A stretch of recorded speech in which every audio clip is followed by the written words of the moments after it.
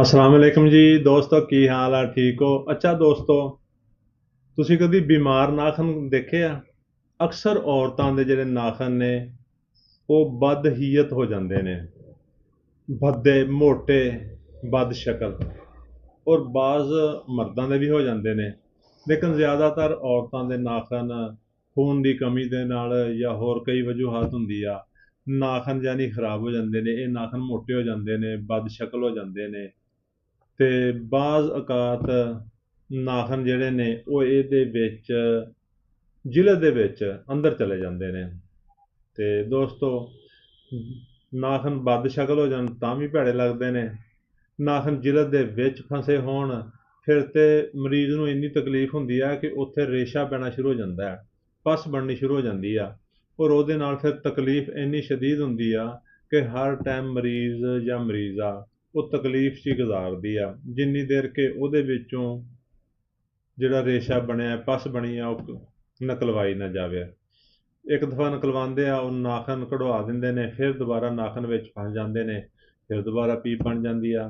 ਦੋਸਤੋ, ਅਗਰ ਕਿਸੇ ਮੇਰੇ ਭਾਈ ਦੋਸਤ ਅਜ਼ੀਜ਼ਾ ਦਾ ਨਾਖਣਾਂ ਦਾ ਮਸਲਾ ਹੈ ਕਿ ਉਹਦੇ ਨਾਖਣ ਬਦ ਸ਼ਕਲ ਹੋ ਗਏ ਨੇ, ਉਹਦੇ ਨਾਖਣ ਮੋਟੇ ਹੋ ਚੁੱਕੇ ਨੇ, ਜਾਂ ਉਹਦੇ ਨਾਖਣਾਂ 'ਚ ਪੀਪ ਪੈ ਜਾਂਦੀ ਆ, ਉਹ ਜਿਲਦ ਦੇ ਅੰਦਰ ਧੁੰਸ ਗਏ ਨੇ, ਅੱਜ ਤੁਹਾਨੂੰ ਇਹਨਾਂ ਦੋਵਾਂ ਚੀਜ਼ਾਂ ਦਾ ਅਸੀਂ ਇਲਾਜ ਦੱਸ ਦੇਣਾ ਹੈ। ਤੇ ਇਨਸ਼ਾਅੱਲਾ ਤੁਸੀਂ ਦੇਖੋਗੇ ਚੰਦ ਦਿਨ ਦੇ ਵਿੱਚ ਤੁਹਾਡੇ ਜਿਹੜੇ ਨਾਖਣ ਠੀਕ ਹੋ ਗਏ ਨੇ।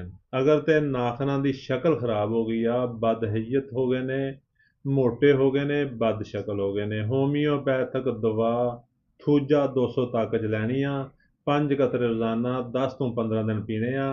ਤੁਸੀਂ ਦੇਖੋਗੇ ਕਿ ਨਾਖਣਾਂ ਦੀ ਸ਼ਕਲ ਠੀਕ ਹੋ ਗਈ ਆ ਤੇ ਨਾਖਣ ਤੁਹਾਡੇ ਖੂਬਸੂਰਤ ਹੋਣਾ ਸ਼ੁਰੂ ਹੋ ਗਏ ਨੇ।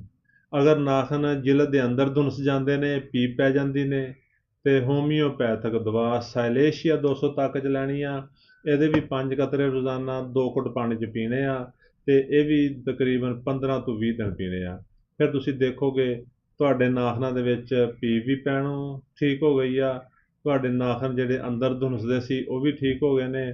ਤੇ ਦੋਸਤੋ, ਸਾਡੇ ਪੇਜ ਨੂੰ ਲਾਈਕ ਕਰੋ, ਸਾਡੀ ਵੀਡੀਓ ਨੂੰ ਸ਼ੇਅਰ ਕਰੋ, ਸਾਡੇ ਅਕਾਊਂਟ ਨੂੰ ਫਾਲੋ ਕਰੋ ਤਾਂ ਕਿ ਤੁਹਾਡਾ ਔਰ ਸਾਡਾ ਰਾਬਤਾ ਰਹਿ ਸਕੇ ਔਰ ਮਜ਼ੀਦ ਲੋਕਾਂ ਦਾ ਭਲਾ ਹੋ ਸਕੇ। ਅਗਰ ਤੁਸੀਂ ਵੀਡੀਓ ਸ਼ੇਅਰ ਕਰੋਗੇ, ਲੋਕਾਂ ਤੱਕ ਪਹੁੰਚੇਗੀ, ਤੇ ਇਨਸ਼ਾਅੱਲਾ ਉਹ ਲੋਕ ਜਿਹੜੇ ਤਕਲੀਫ 'ਚ ਨੇ ਉਹਨਾਂ ਦੀ ਤਕਲੀਫ ਦਾ ਅਫਾਕਾ ਹੋ ਸਕੇਗਾ।